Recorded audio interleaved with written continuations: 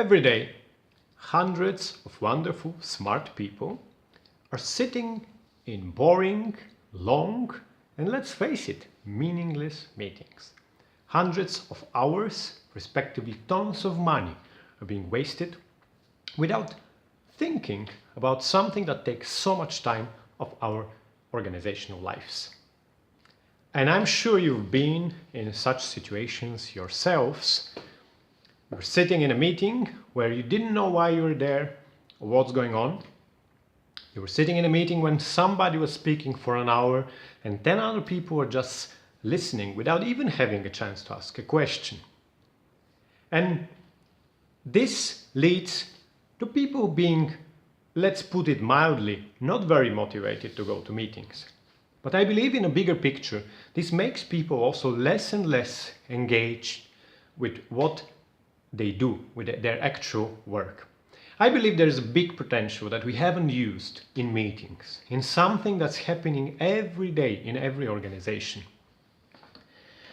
And in a time when there is so much theories and big sounding strategies and complicated tools about organizational change and transformation of society and companies and how do we run business, I argue there is a small element that's very powerful, that's been overlooked.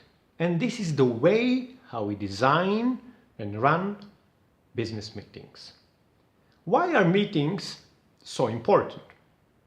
First, there's the actual time and space where we can tap into the team's collective intelligence. There's a lot of talk about collective and collective intelligence, but the meetings are the space that we can actually access that. It's not when everybody's sitting on their desk and working on a spreadsheet. Secondly, meetings are the actual physical manifestation of our organizational principles and values. In my work, often managers tell me that they value collaboration very much. But when I get invited to some of their meetings or seminars, I don't see much collaboration. So let's design meetings where our principles that we say that we believe in are actually lived. Because otherwise people just lose trust in them and they become something on the website. Something nobody reads and nobody cares. As the old management saying goes, execution eats strategy for breakfast. In our work, we exactly focus on these small elements in meetings that help us achieve the big results. And sometimes the big results are nothing without the everyday small steps.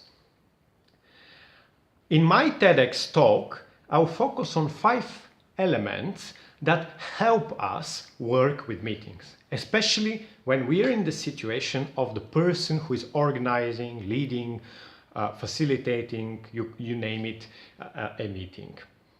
There are 2 types of meetings in the very extreme, and I'm sure you recognize yourself, your organization, something that happened to you before. On one extreme side of the line of type of meetings is the very ordered and structured meeting that has a very, very strict rules and how it is run and who is running it and what's the topic and so on and so forth.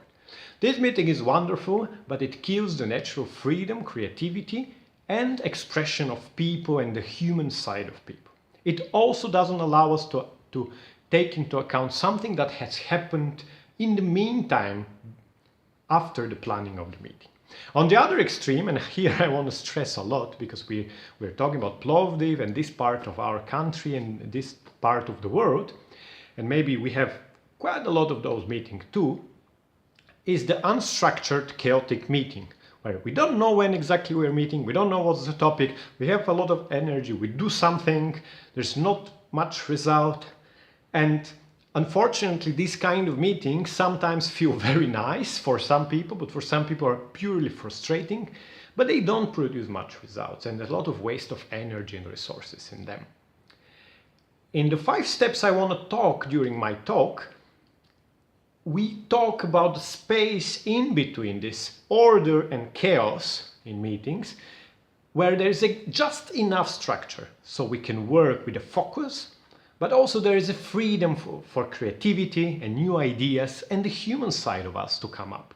So we really produce good results. It's a term that was coined by Dee Hock, the founder of Visa. He called it chaotic space. So I'll be talking about the chaotic space, and if you're curious to learn more about it, let's see each other in TEDxPlovdiv. Thank you.